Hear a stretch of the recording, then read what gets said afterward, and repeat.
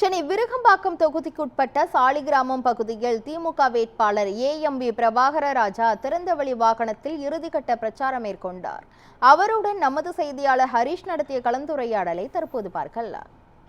விருகம்பாக்கம் சட்டமன்ற தொகுதியில் போட்டியிடும் திமுக வேட்பாளர் ஏஎம்பி பிரபாகர ராஜா நம்முடன் இருக்கிறார். அவரிடம் ஒரு கருந்துரையாடலை ஆனோம். அண்ணா வணக்கம்.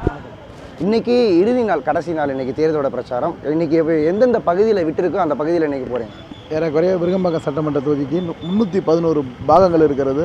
இந்த 311 பாகங்களிலே தொடர்ந்து வீடு வீடாக ஒரு நாளைக்கு 17 மணி நேரம் 15 மணி நேரம் கழகத் தோழர்கள், பகுதி கழக செயலாளர், வட்டக்கழக செயலாளர், தோழமை கட்சியினுடைய நிர்வாகிகள் அத்தனை பேரும் நடந்தே சென்று வாக்கை சேகரித்தோம். நேற்று தான் இந்த வாகனத்தில் பிரச்சாரத்தை தொடங்கியிருக்கிறோம். ஏறக்குறைய 80 விழுக்காடு தொகுதியை முழுமுதாக முடித்துவிட்டோம்.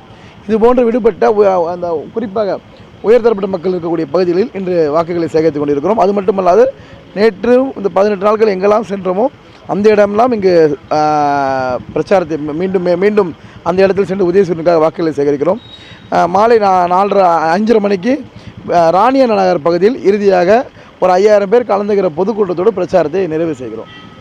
குறிப்பாக உங்கள் தேர்தல் வாக்குறுதியெல்லாம் படித்து பார்த்தோம். அதில் இந்த தோழி விடுதிகள் பற்றி போட்டிருந்தீங்க.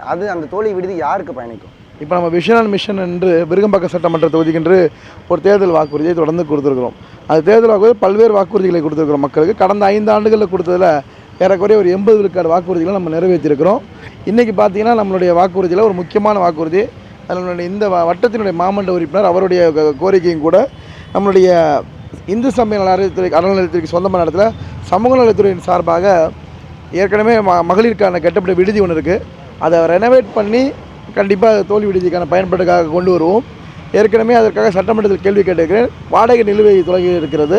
அதை முதலமைச்சர் நிதியிலிருந்து வாடகை கேட்டு அந்த வாடகையை கட்டி தந்து மீண்டும் அந்த கட்டிடம் தோல்வி விடுதியாக பயன்பெறும். இது எங்கேருந்து பயன்பெறும்னா சாதாரணமாக கன்னியாகுமரி, திருச்சி, மதுரை, வேலூர்லேருந்து வரக்கூடிய சாமானிய குடும்பத்தை சேர்ந்த பெண்களுக்கு மிகுந்த குறைந்த விலையில் இருக்கக்கூடிய விடுதியாக தோல்வி விடுதி இருக்குது.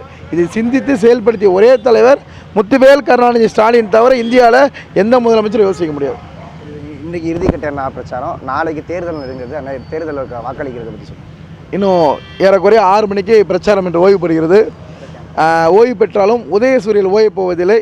கழகத் தோழர்கள் மிக சிறப்பாக உழைத்து இந்த வெற்றியை ஈட்டப் போகிறார்கள். வருகின்ற ஏப்ரல் 23 நிச்சயமாக காலையில் உதயசூரியன் நீங்கள் வாக்களிக்க வேண்டும். குறிப்பாக 2ஆம் நம்பரில் உதயசூரியன் இருக்கிறது. விருகம்பாக்கம் தொகுதியை சார்ந்த அத்தனை மக்களும் உதயசூரியனுக்கு வாக்களிக்குமாறு அன்போடு கேட்டுக்கொள்கிறேன். நன்றி சார். நியூஸ் 7 தமிழ் செய்திகளுக்காக ஒளிப்பதிவாளர் கலைமலனுடன் செய்தியாளர் ஹரிஷ் மனோகரன்.